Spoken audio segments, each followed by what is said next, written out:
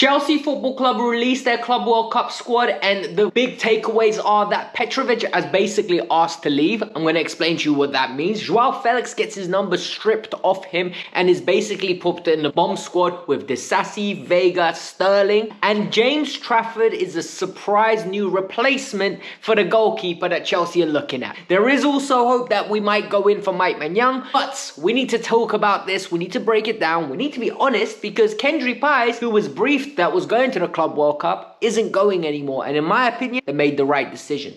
Let's break this down. Let's be rational, let's be objective, let's be realistic. Yesterday I had a little bit of a meltdown. I was fuming. I wasn't fuming that they walked away from Gittins. I reiterate, they did the right thing. 55 million euros. Dortmund were trying to pull their pants down. However, Mike Maignan, when you're getting offered Mike for 25 million euros, listen, you take that deal and you walk away smile. But Chelsea didn't. Hopefully we go back in for him in the future. Before we get started, I want you lot to hit that like button. 1,000 likes go a long way. It shows that you support the channel, shows that you support me, and I'm internally grateful for that. If you're new to the channel, I keep you updated with the latest football news. If there's huge news regarding other clubs, I bring it here. If there's Chelsea news, I always bring it here. So subscribe, get your football dietitian minerals in. Let's get in started. What I'm going to do today is a little bit different. So what we're going to do is we're going to talk about the squad, and then we're going to talk about the three main takeaways from the squad. Three main being Petrovic and the goalkeeper situation, the bomb squad, and the Kendry Paez news, right? Because I think those three takeaways are the biggest. They're the most effective.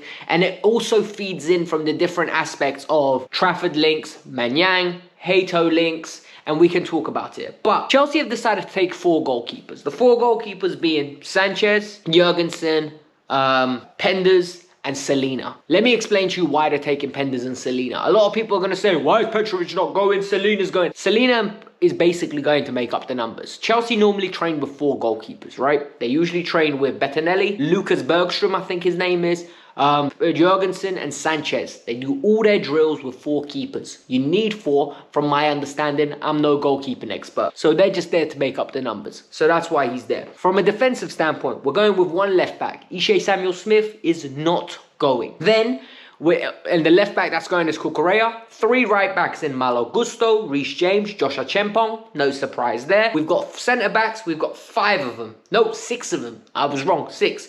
We've got Toussaint. We've got Chalobah. We've got Colwell. We've got Sarr, the new signing. Anselmino. And finally, we've got Badiashile. No Disasi, he's not going. Wesley Fofana staying at Cobham to develop a little bit further and just get his recovery ready to go for the Premier League. And from the midfield standpoint, it's as you predicted. Enzo Fernandez, Moises Caicedo, Lavia, Sugu, Santos, and KDH. Big news, Amugu is not going. There's some news about him and his future. We're going to talk about it later. And from a forward line, this is where I was a little bit surprised. And this is where I thought a lot of the players that went on loan might have been reintegrated, but this kind of shows me how serious Chelsea are taking this, because from a number 10 and a winger standpoint, what we're doing is we're taking Neto, Noni, George for the wings. Number 10s, Palmer, Nkunku. I am shocked Nkunku's on that plane. And then we've got Delap and Jackson up top. No Mark Guiu, by the way, which is actually very surprising. I would have, no, and Mark Guiu, sorry, and Mark Guiu. So we've got 3 strikers, we've got 2 number 10s and 3 wingers. Palmer could be a winger in an emergency, so we'll see what it is. That's the news on who's going. Now let's talk about the big takeaways, because you guys came here for that. So reports last night came out. However, today more reports came out after the squad was announced, and I didn't make a video. 1, it was late. 2, I wanted all the news to come out before I brought it to you guys, because I didn't want to give you some information and then we got more clarity on what's happened and I'll be misinformed. What happened? Petrovic has been left out. For those of you that don't know, Petrovic went on loan to Liga. He absolutely smashed it. Like, there's no more he could have done. He can look himself in the mirror and say, I had a very good season at Strasbourg. I was very good. And more importantly, I did everything I could to show them that I am good enough to play for Chelsea Football Club. No problem. He improved with his feet. He came back and the assumption was that Petrovic was going to be given a chance. Especially when we didn't sign Mike Maignan. What did I consistently say? I am happy to sell Petrovic as long as you go get me a goalkeeper that's better than him. I don't think he's some world beater. I want that to make that very clear. I think he's a good goalkeeper. I think he has developed and I think Chelsea need to make a decision. You need to decide now. Do you want to sell him now and you're going to get peak price for him, meaning you're going to double your money?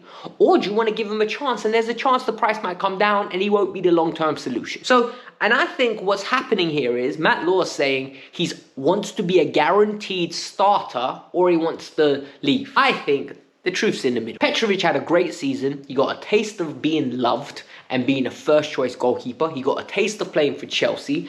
And he said it simply, am I actually going to get a chance or am I going to be behind Robert Sanchez? If not, I'm going to decide my future. There's no point of me wasting my time. I'm going to go. And when you hear it like that, logically it makes sense. People need to look out for themselves. Because if he plays bad, Chelsea will have no problem to snatch his number and bomb squad him. We're seeing it already. So we just need to be open and transparent. And Chelsea, they have every right to double their money on him. They're not convinced. It is what it is. But what has come out also in Matt Law's article? Matt Law said Chelsea might still go in for Mike Maignan. And what happened was that AC Milan moved the goalpost. Look, now we're getting briefs. We're getting stories that are going to be saying one thing. Italian media is going to say another thing. They're going to try and move the goalpost. What we know is the deal didn't get done. And we also know from the Telegraph that James Trafford is close to joining Newcastle. But, and this is a big but, Chelsea could go late in for a hijack. Chelsea could be in late for a James Trafford hijack as the next goalkeeper that they acquire. We know they don't fancy the goalkeepers we have. They can convince us that via briefs and via journalists, they trust Robert Sanchez. If you trust Robert Sanchez and you trust Jurgensen and Penders, you don't publicly tell the world you want Mike Maignan, and you don't publicly tell the world that you're chasing him and Enzo Maresca's dream and it was requested by him. That's what really triggered me. It's the public nature of the pursuit only did not close the deal. It's like, you know, you've publicly made it really cute that you like somebody. You've actively told the world, hey, listen, I fancy her. Like, I'm going to marry this girl. And then when it comes to actually making the first move and taking a shot and asking her on a date, you can't do it. You can't do it. You don't have it in you. And that's exactly what Chelsea were like.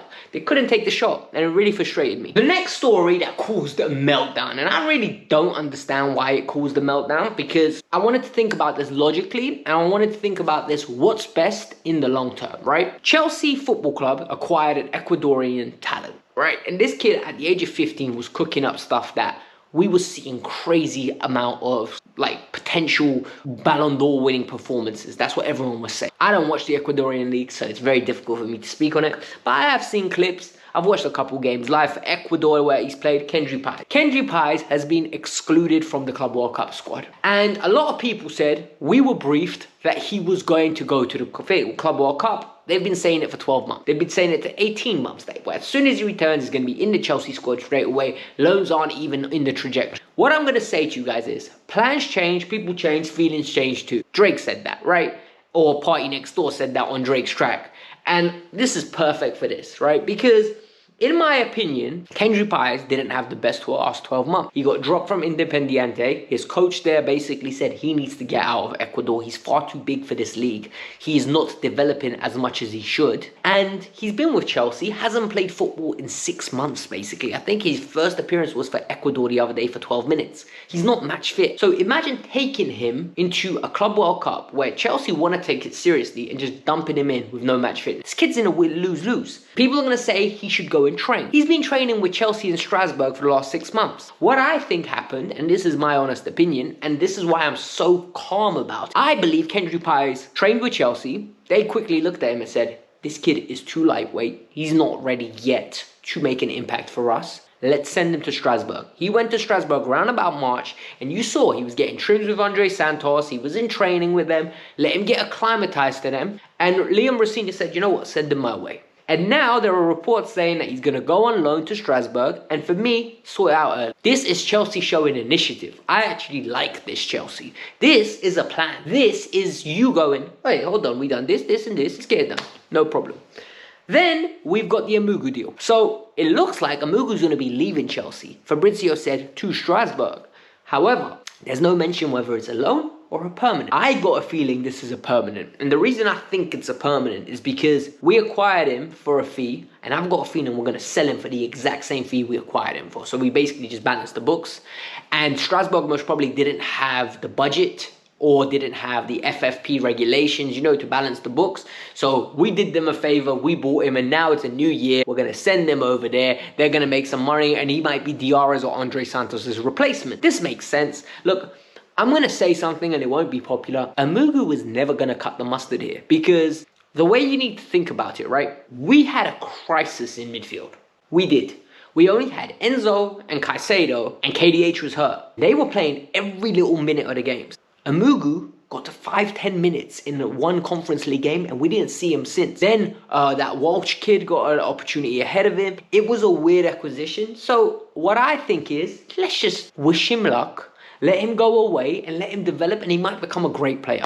Look at Diego Moreira. He wasn't good at Chelsea. He backed himself. He went to Strasbourg, and now he's smashing it. He's one of the most spoken about left wing backs in the world. So good luck to the kid. I just hope they sort his future out, and I hope it's not an international loan spot taken from us. And now on to the bomb squad. And they said we don't have a bomb squad. Yo, you have a bomb squad. And I'm going to explain to you what's going on here. So Raheem Sterling's there. Disasi's there, Viega's there, Joao Felix is there, and they're basically not part of it. What's happened is all these players are going to be moved on. Chelsea are going to try to sort deals out for them during the Club World Cup to see who wants to buy them.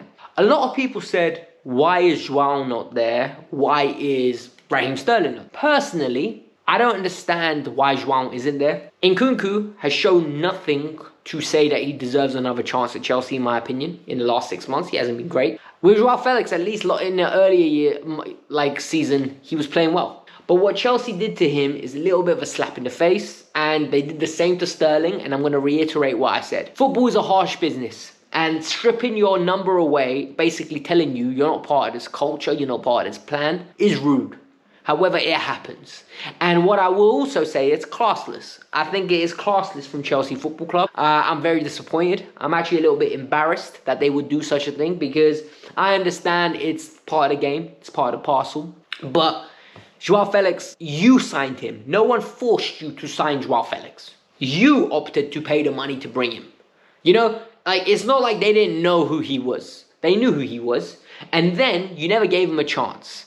You know, I think Joao done well. In his first 6 months, I think Joao done well. For the limited minutes he had, the Conference League minutes he's had, his performances were good. He's putting up numbers, and people didn't like it because I saw something the other day, and it really highlighted to me, people don't watch football the same way I do, and I might be wrong. You might be wrong. I don't know. But it was the Portugal game, and someone said to me, Leao didn't have a good game. Look how many times he gave the ball away. And I said, that's blasphemous, because Leao's job is to take risks and take players on and create space.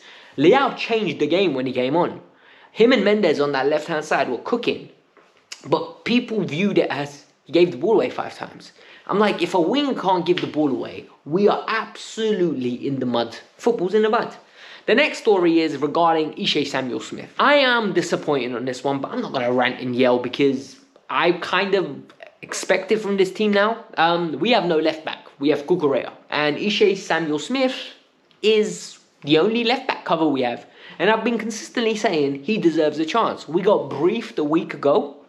He's going to be part of the first team next year. He's going to be cover. However, today, Fabrizio said Chelsea and Arsenal have open talks with Hato, trying to bring him to the club. What this tells me is, Ishe, get yourself alone. Get yourself alone, go settle somewhere, go play a bunch of football, and then they're most probably going to sell you. Or if you absolutely smash it, they'll reintegrate you. Highly doubt they're going to reintegrate you, because the bar now has reached, you have to be Santos. And you need to get the fan base to go mad about you for you to get an opportunity. Because what this has shown me is, and this is factual now, right? The 2 players that went on loan and smashed it and came back and being integrated are Levi Colwill and Andre Santos. The fans wouldn't have allowed them to get sold. And honestly, if Santos gets sold, we'll go mad. You wait till you see that meltdown. Do you know what I mean? Because I just think it defeats the purpose of what they're doing. So it is what it is. Listen, guys, hit the like button, subscribe to the channel. A lot of you actually messaged me and asked me, yo, are you feeling okay? They really hit a nerve with you yesterday. And like I said in the video, it's nothing to do with walking away from the Gittins deal, because I don't think they should have ever bid that much. What my issue was the Mike Mignon deal. You don't often get world-class goalkeepers being offered to you at a bargain price. and now you walk away with it, and straight away now we're seeing that Petrovic is leaving as well, and I'm getting stuck with Sanchez. No thank you. It is what it is. Hit the like button, subscribe to the channel, let me know your thoughts. Peace out, I'm out.